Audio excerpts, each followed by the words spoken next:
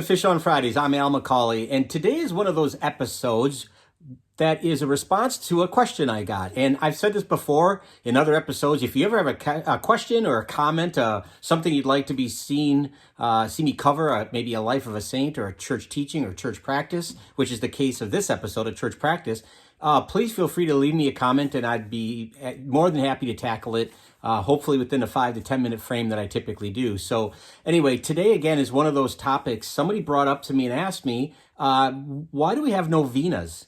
They understood that it was some kind of prayer, but they didn't understand the history of it. Why do we have it? Why is it called a novena?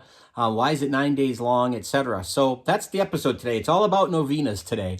And they were right. A novena, if you're familiar with this, novena is a prayer that is very specific and very directed over a period of 9 days. The word novena has in its root the word 9. And so that's where we get it from. And, it could be asking for a particular grace, a particular help with something. We're looking for focusing on maybe healing for ourselves or for a friend. Could be help discerning some kind of life decision that has to be made. Sometimes they're dedicated to saints, specific saints. And so if there's a feast day of a saint, 9 days prior to that, you would start praying a novena. Every day you have this dedicated amount of time where you pray, asking for the intercession of that saint, for instance. Now, where does this all come from? Why does it mean 9? What does it have to do with prayers? Well, it comes from Acts of the Apostles, chapter 1, verses 4 to 5 in particular. Jesus is with his disciples, and he is just about to ascend into heaven after the resurrection. He's been with them hobnobbing for 40 days, and he is ready to go back up into heaven. And he says to his disciples, and I'm paraphrasing, but he basically promises them the Holy Spirit will come to them, that they are to keep an eye open because the Holy Spirit will come and empower them, will give them what they need in terms of understanding and wisdom and all the other gifts of the Holy Spirit. And so the apostles start to pray. They pray for, in fact, 9 days. What happens 10 days after the after the ascension is Pentecost. The Holy Spirit comes down on the disciples. And so the idea, the tradition of novena comes from that the disciples prayed for 9 days for the coming of the Holy Spirit that would empower them, that would give them all those gifts so that they could go out boldly and preach about this new church, about this Christianity that Jesus started, and the good news. They could share the good news with others. So that's the origin of it. That's why it's called a novena. Like I said at the beginning, novenas can be prayed for a specific intention or for a specific saint.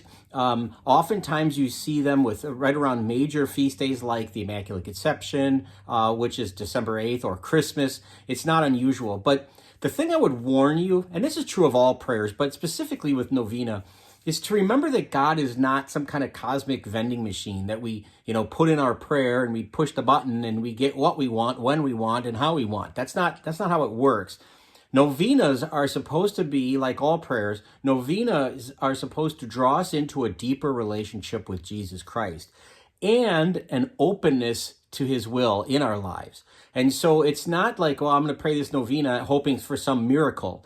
Because one of the things you often hear about novenas is I prayed a novena and some miracle ensued. Some health, problem was cleared up, or somebody got a job, or whatever the case was that you were praying for. And that's great. And I'm not suggesting that doesn't happen, but I would caution you against thinking that it's like some kind of magical practice that after 9 days, boom, you're going to get what you want. Again, we're doing this. We're hoping to draw ourselves into a deeper relationship with Christ and an openness to his will in our lives. And that's what it's about. So if you wanted to do a novena, this is what I would say. There's 3 very simple rules to praying a novena. Number 1 is to identify the intention. It could be just in praise to God. It could be in thanksgiving for a saint that you're very fond of. It could be for a specific intention, like I mentioned before, health, looking for a job, discernment of a life issue, whatever the case may be. But identify whatever the intention is that you want to focus on. And then, of course, to commit yourself to 9 days of prayer. And it's easier if you do it at a certain time of the day. It doesn't have to be, but if I'm going to pray a novena, I like to do it first thing in the morning because it's a routine I get into and I remember it first thing in the morning. You might want to take time out at lunch or maybe even before you go to bed. But the idea is to commit to 9 straight days of whatever this prayer is. And it doesn't have to be any specific prayer. You can look up online. You can look up, Catholic novenas, and they'll give you 100 million of them. They're all over the place. But your novena could be saying a rosary. It could be going to Eucharistic adoration if you have that available at your parish. But again, identify the intention and then commit to the 9 days of prayer. And then the last thing I would say about a novena, and again, this is true of all prayer, is to reflect back periodically on your prayer. So if you do pray a novena, and every morning, let's say, of 9 days, you're going to say these prayers or a prayer, to reflect throughout the day on that. Am I living in accordance to God's will? Am I opening myself up to God's will? Am I paying attention to Him speaking to me through the actions of others, through nature, through experiences, etc.?